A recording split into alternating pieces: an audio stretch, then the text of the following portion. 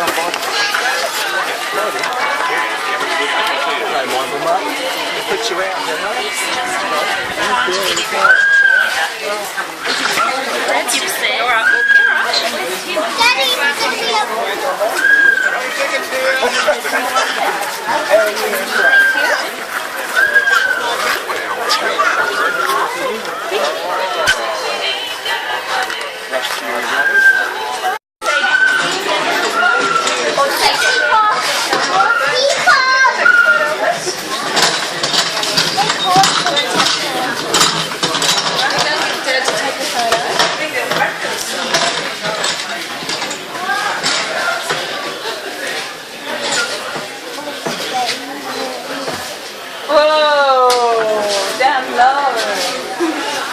One driver. It's over 20 truck here that we need a photo of. Yes? No. How old is you? You dad. Two drivers. Is it 1896? That would be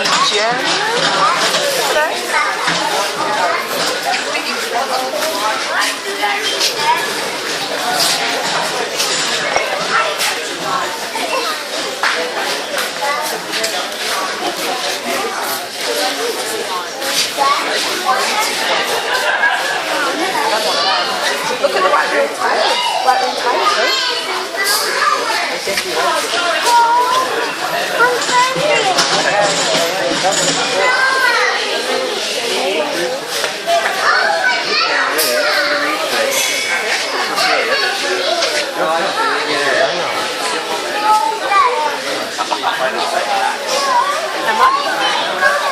Excuse me, this is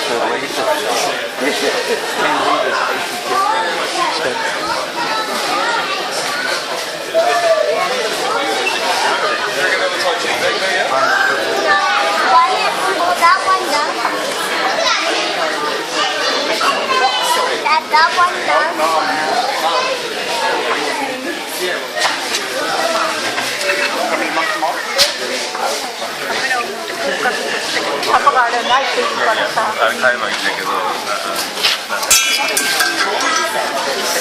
I don't know how mechanically minded you are, but they used to have, you know, we've got ABS brakes when you put your foot on the brake. Well, this was the first one. Right, the brakes, the four-wheel brakes in the old days didn't work terribly well, so they decided to try and balance them. That didn't work either. They made a lot of them. But those cars were genuine hundred drivers.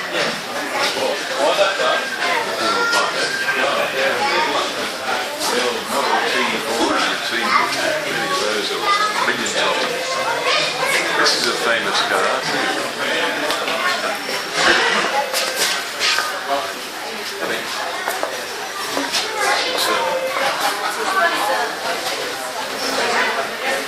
Yes, it's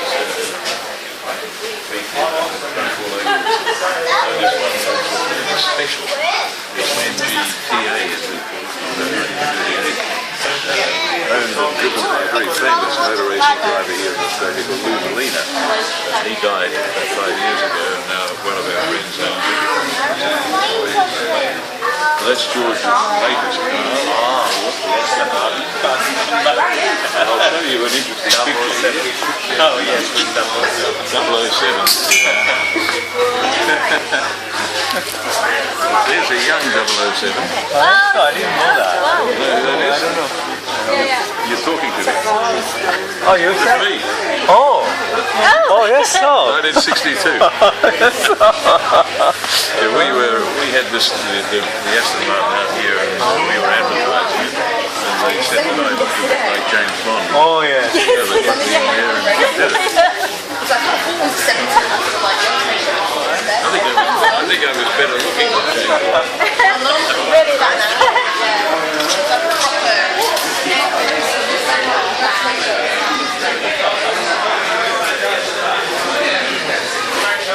This is a bit of a mixture. It's an English big crowd.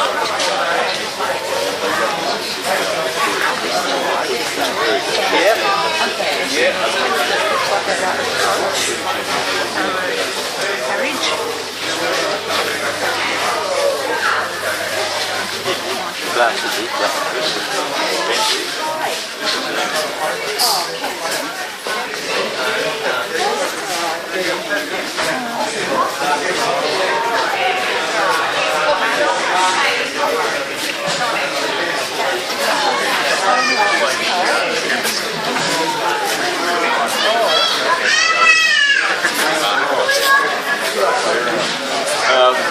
How you going? Private show. When are you going to start first, George? We're going to make it.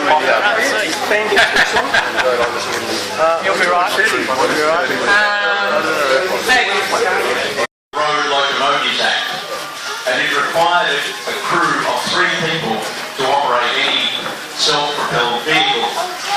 And the first person was the driver, who in fact, with vehicles made before this Benz, was required to stoke the boiler and operate the steam engine. The second person was the steersman, who operated the steering wheel, generally on something like a big steamroller or a traction engine. And the third and most vital member of the crew was the man with the red flag, who was required to walk 20 paces in front of the vehicle to calm down horses and wave his red flag to let people know that a road locomotive was making its way down the street. Warning, danger, danger. This Act of Parliament was repealed because motor cars were first coming out into the market, taking the top away from the front wheel, and when George gets the vehicle going, you'll be able to come around to the back and have a look at the engine in operation. I just would ask you, if you do that, to don't spend too long there, because what you'll find is that other people want to have a look as well, so take a photograph and then move on. Now, the Benz, I haven't actually introduced George. Ladies and gentlemen, this is George Heckel, the owner of this magnificent property and most of these wonderful cars in the shed, and I think we should all put our hands here.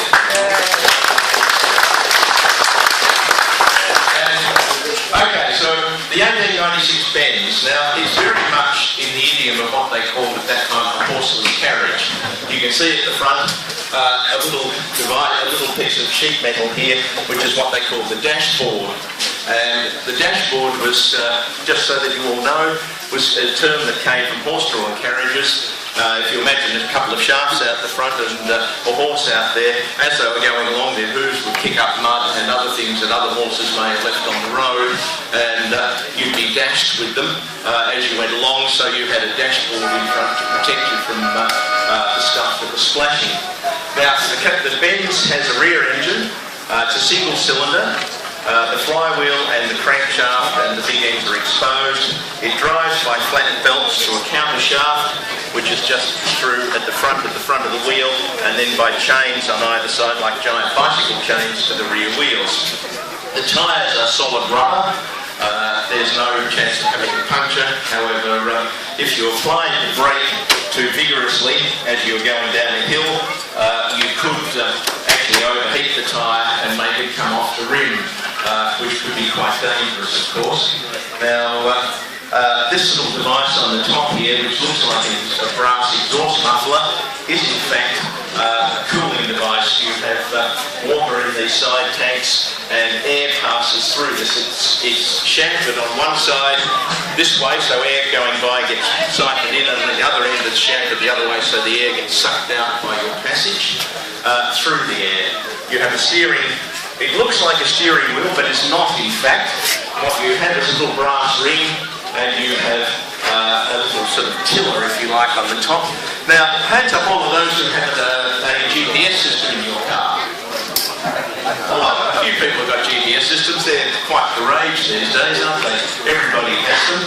Benz was a very, very clever man, and a century ahead of his time. He made a fully analogue GPS system for his vehicle. You had a little arrow on the front of the tiller, and that told you which direction you were going. And the other thing is, now most cars have airbags to protect the occupants when you have an accident.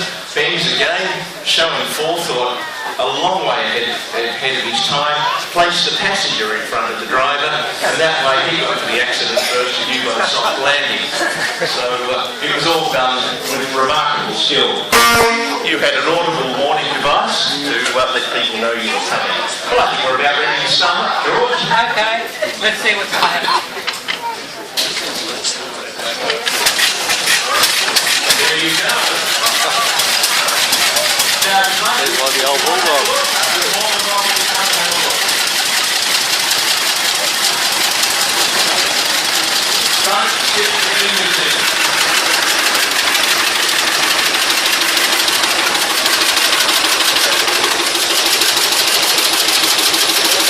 like clockwork, doesn't it? It does, absolutely.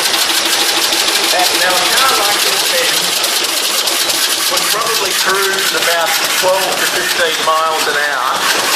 That would be about 20 kilometres an hour with a maximum speed approaching 40 kilometres an hour downwind with a tailwind.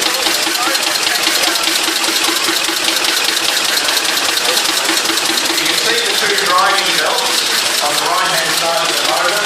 They cross over to give a greater coverage on the pulley so that you have more grip. And there's a mechanism there that's operated by the 2 litres to slide the belt from side to side. You have 2 speeds, slow and very slow.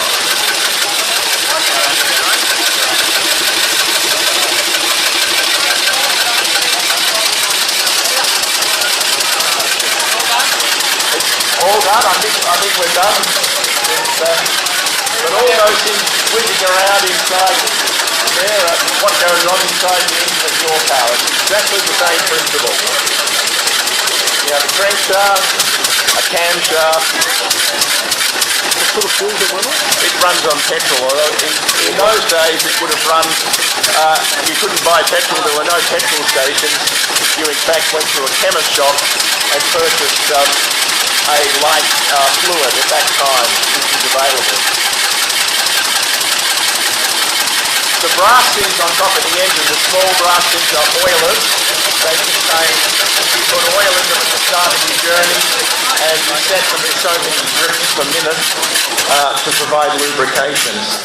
And even the big end bearing on the connecting rod has a brass oiler on it, which Well, remember, probably your grandparents singing a song called Come Away With Me, Lucille, in My Merry Oldsmobile. And this is the car that they refer to as a Merry Oldsmobile. This was, in essence, the first mass-produced car in the world. They made thousands of these things from about 1901 to about 1904, I think. Very similar in principle to the Benz. You have the dashboard here, which is now part of the body and gave the car the name that it was known affectionately by the public who owned them and saw them in their heyday as a curved dash Oldsmobile. The steering arrangements are perhaps a little more primitive than the Benz. You have a tiller, something like you'd have on a boat. However, it did have an allowance for people of more substantial girth to get in and out without causing too much difficulty. You could move it out of the way. You have your controls for the engine here, and here you have a wonderful device called the Armstrong starter. It's as strong as your arm, but the beauty of it is you can start, you go around the back to actually start the car like the Benz. You can sit in the seat, as George will demonstrate shortly, to start it. One other interesting thing two things that are interesting about the Oldsmobile. First and foremost, you'll notice the tyres now are pneumatic tyres, and they offered a huge improvement in ride comfort from the old solid rubber tyres. However, you'll also notice that there's no spare wheel or spare tyre. The wheels are not detachable in any easy way. They can be removed if you've got the appropriate equipment. And if you had a puncture, you had to literally change the tyre on the wheel on the car. And in those days, with thousands of horses on the road, shedding nails out of their horseshoes, punctures were a very, very common problem. It was not uncommon for someone to have as many as a dozen punctures in a day's driving. And they would all have to be repaired on the side of the road, literally by levering the tyre off the rim, pulling the tube out, patching the tube, putting it all back, and then with a hand pump, pumping the tyre up to about 60 psi, which was a massive undertaking. These tyres, they're called beaded edge tyres. They have no steel bead inside them, and they are literally held on by a curve in the rubber, which goes into the curve of the rim, and the air pressure in the tube holds the tyre on the rim. And if you lose air pressure, the tyre can fly off the rim. The other thing to notice is the springing. You have one big long half-elliptic spring goes from one end of the car to the other. The front axle is attached to that one, and the back axle is attached to the other end of the spring. Now this was an interesting and economical thing. It meant that the body was in tanks under the side. So George will get himself ready and turn the switch on and retard the ignition, because you certainly don't want a cylinder of things just backfiring on you when you fire it up. Waving you on the start.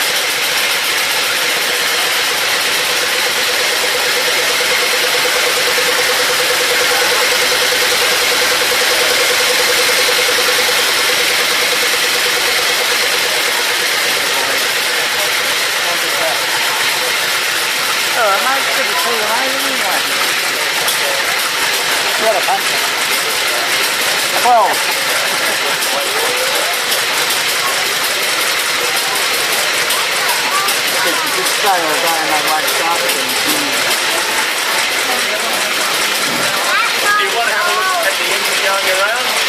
All right. Come around.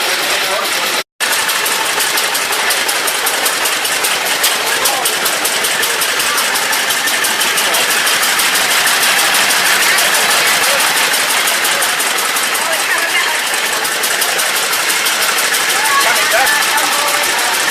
Okay.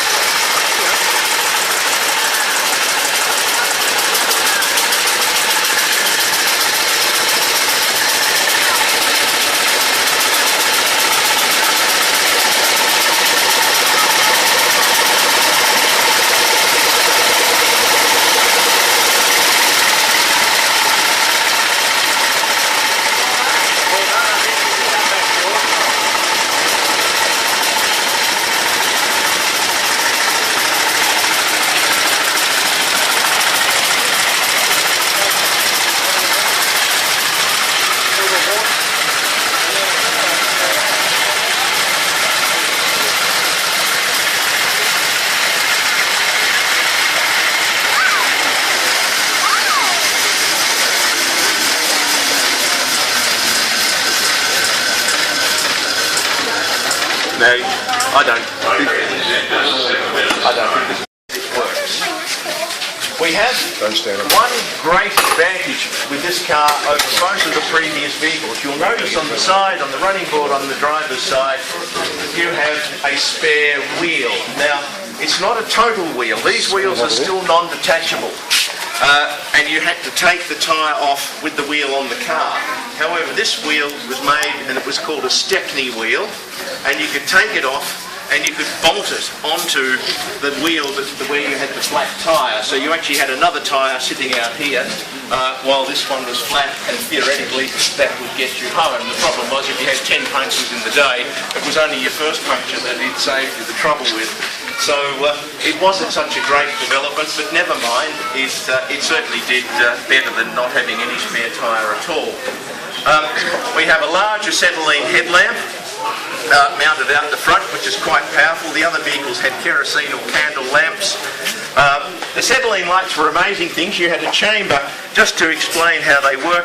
You have a chamber down the bottom, that horizontal cylinder, into which you place calcium carbide. And this is like a high school chemistry lesson. And you have another chamber in the top here where you put water. And the water would drip through after you turned a tap on, and water dripping onto calcium carbide produces acetylene gas. That was fed through a little pipe to a burner, which was mounted inside the light, and you reached onto your watch chain, well, not the watch side, onto the other side you'd have a little box of wax vestas, and you'd strike a match and you'd light the gas and you'd have a light.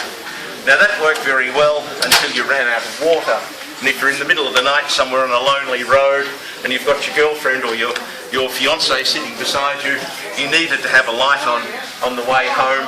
And sometimes nature had to provide the water, and your aim had to be good because the hole was quite small. And however, they tell me that the gas didn't smell quite so good. So I've never tried it myself. Okay, now you'll also notice now we've actually moved to a proper steering wheel, and we have a gear lever and handbrake mounted on the right hand side. This is much more recognisably like a car that we drive today, although you may not think so looking at it. In fact, many of its features are very...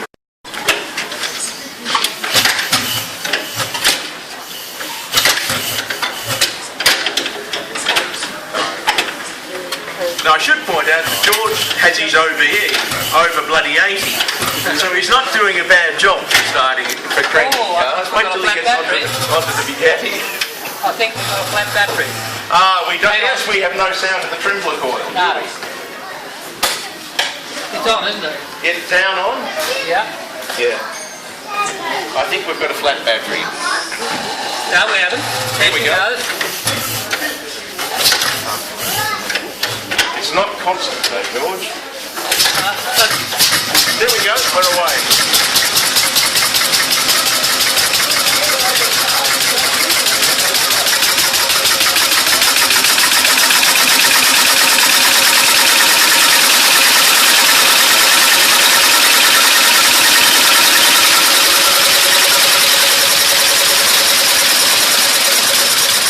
Notice the inlet valve being sucked down by the piston.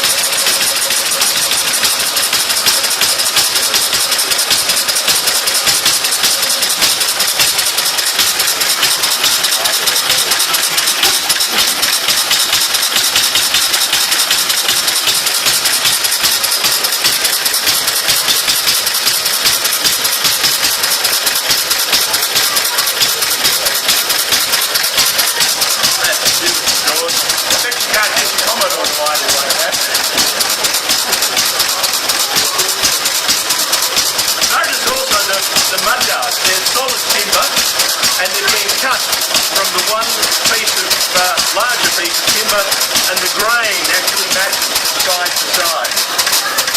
This was the sort of quality of workmanship that existed at that period.